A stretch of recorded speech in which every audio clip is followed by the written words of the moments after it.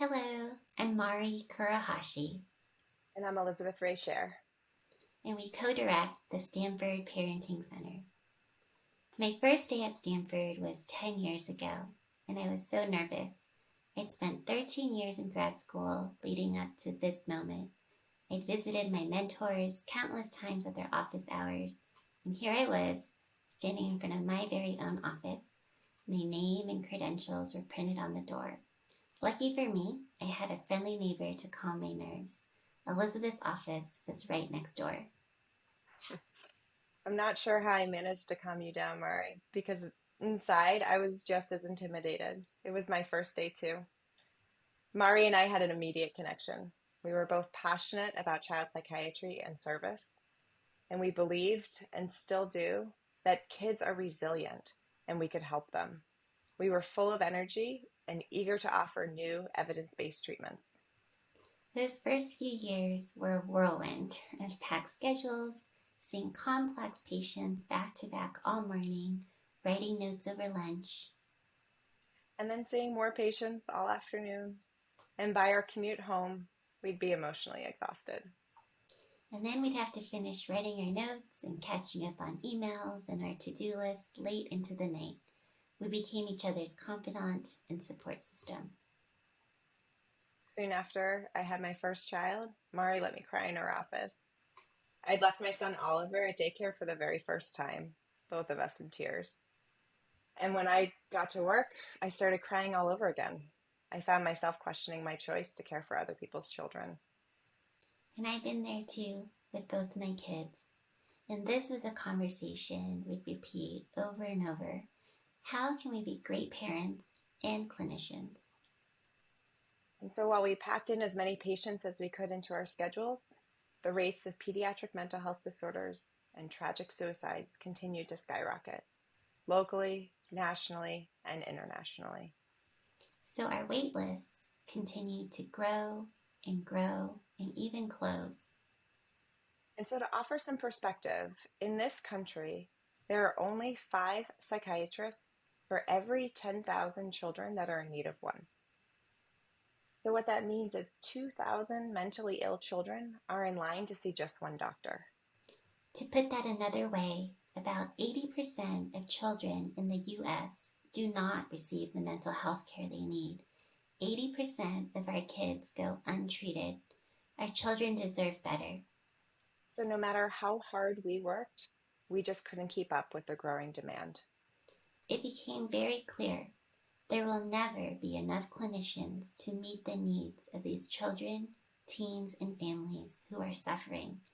And although we persevered with our own patients, we also felt defeated. And so, spending time at home with our own families became a vital source of joy. And that's how we realized we've been overlooking an important factor. We are parents. Why don't we work with our patients' parents? That was our aha moment.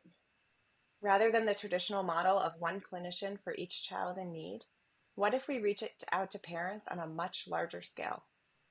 Among the thousands of children Elizabeth and I treated in our clinic, the single greatest commonality was the critical role parents play. Parents, after all, are the true experts of their own children. The research on parenting interventions, such as Dr. Leibowitz's work at Yale's Child Study Center, supported this idea. His research showed that when clinicians work only with the parent, the outcomes can be just as good, if not better, than working individually with the child. And in early 2020, we began shifting the paradigm by founding the Stanford Parenting Center. We made it our mission to support all parents and caregivers by providing them with science that can decrease suffering, save precious time, and most importantly, save their kids' lives. You might be wondering, what does this look like? So at SPC, we harness technology like webinars and social media to give parents all over the world access to powerful, scientifically based interventions. We aim to reduce mental health risks, intervene early, and even empower parents to treat their child's mental health conditions. Over the last 3 years, thanks to our very generous donors, we've developed a wide range of programs to address the most common challenges facing our youth, such as anxiety, depression, and addictive behaviors. Our virtual classes give parents direct access to an expert clinician without having to endure a frustrating waiting list. In our classes, we share strategies that parents can try out immediately and improve their kids' symptoms in just a few months. We answer live questions and offer support. And, like proud parents, we've watched communities develop in our classes. Parents meet other parents whose kids are facing similar challenges, and they stay in touch. That sense of connection in itself is an incredibly powerful tool. And to encourage even more connection, we also launched a social media campaign to share bite-sized, digestible information for the busy parent. We share examples of how to model and reward healthy behaviors and mindfulness techniques, for example.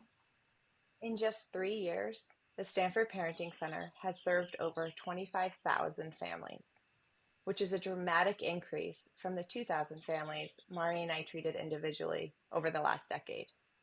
We've also expanded our reach from just Santa Clara County to across the country, including places like Texas, New York, and Massachusetts, to internationally, including Europe, Africa, South America, and Asia. What we are doing is working, which is so heartening. Working with parents works. Still, we are only two people, and so while we work hard to offer a diversity of programs, we're limited. We know there is still so much more that we could do.